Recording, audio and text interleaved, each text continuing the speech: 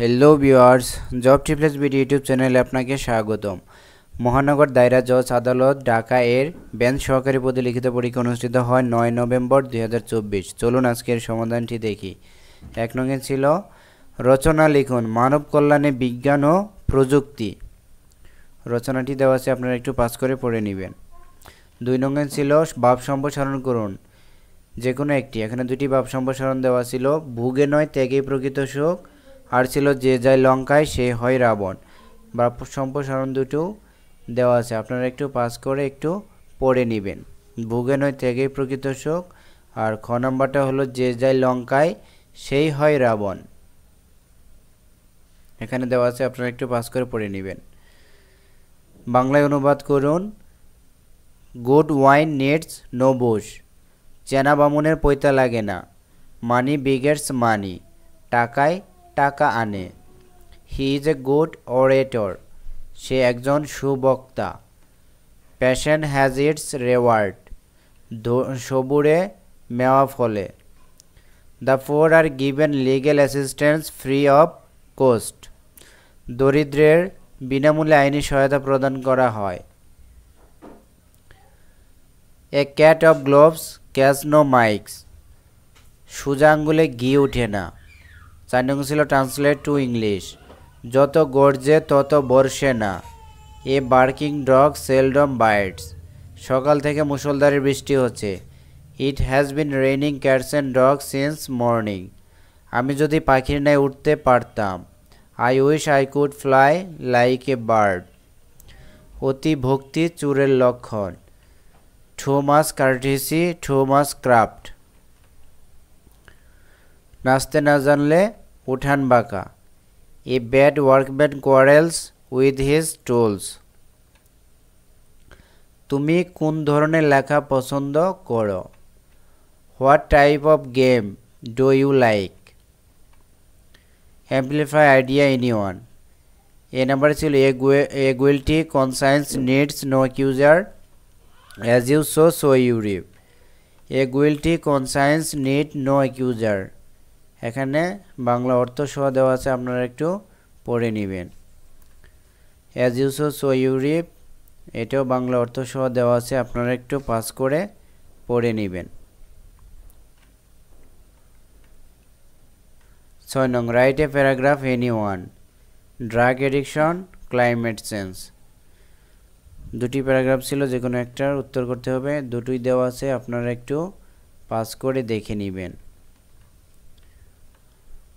Climate change Bangla অর্থ সহ দেওয়া আছে, আপনারা একটু পাস করে দেখে নেবেন। 7 নং ছিল একটি ম্যাথ। কোনো পরীক্ষায় 35% ছাত্র এক বিষয়ে, 42% ছাত্র অন্য বিষয়ে, 15% ছাত্র উভয় বিষয়ে ফেল করে। যদি মোট পরীক্ষার্থী 2500 জন হয়, কতজন ছাত্র শুধুমাত্র একটি বিষয়ে পাশ করেছে।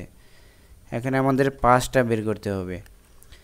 শুধু এক বিষয়ে ফেল করছে, তাহলে আমরা 2500 এর 35%, 2500 এর 35% হলো 875 জন। আবার অন্য বিষয়ে ফেল করেছে 2500 এর 42%, 2500 এর 42% হলো 1050 জন।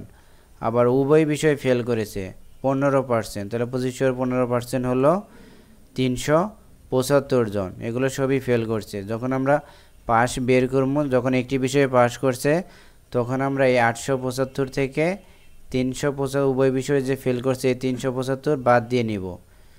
আবার এই 1050 থেকে আবার 375 বাদ দিয়ে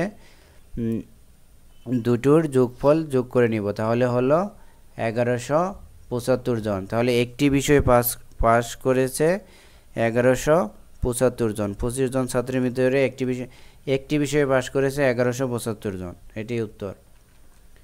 8 নংয়ে নিচের প্রশ্নগুলো উত্তর লিখুন। বাংলাদেশের সর্বপ্রথম জাদুঘর কোথায় প্রতিষ্ঠিত হয়? রাজশাহী শহরে। লাহোর প্রস্তাব কখন করা হয়? 23শে মার্চ 1940। যে চতুর্ভুজের সবগুলো বাহু সমান কিন্তু কোনোই সমকোণ নয়, তাকে কি বলে? রম্বস। রাষ্ট্রপতির পদ শূন্য হলে কে রাষ্ট্রপতির দায়িত্ব পালন করেন? স্পিকার। ডক্টর মোহাম্মদ ইউনূস কোন সালে কোন বিষয়ে নোবেল পুরস্কার লাভ করেন? 2006 সালে শান্তিতে। বাংলাদেশকে স্বীকৃতি দানকারী প্রথম আফ্রিকান দেশ কোনটি? সেনেগাল, 1 ফেব্রুয়ারি 1972। বখতিয়ার খিলজি বাংলা জয় করেন কোন সালে? 1204 সালে। বাংলাদেশ সংবিধান রচনা কমিটির একমাত্র মহিলা সদস্য ছিলেন কে? রাজিয়া বানু। অন্তর্বর্তী সরকার গঠিত সংবিধান সংস্কার কমিশনের প্রধান কে? অধ্যাপক আলী রিয়াজ। হেলসিঙ্কি কোন দেশের রাজধানীর নাম? ফিনল্যান্ডের রাজধানীর নাম হলো হেলসিঙ্কি। আন্তর্জাতিক আদালতের প্রথম মহিলা বিচারপতির নাম কি? রোজালিন্ড হিগিন্স, ব্রিটেনের। এ ছিল আজকে সম্পূর্ণ প্রশ্নের সমাধান। আমার চ্যানেলে যদি আপনি নতুন হয়ে থাকেন তাহলে অবশ্যই আমার চ্যানেলটি সাবস্ক্রাইব করে সাথেই থাকবেন। সবাই ভালো থাকবেন, সুস্থ থাকবেন।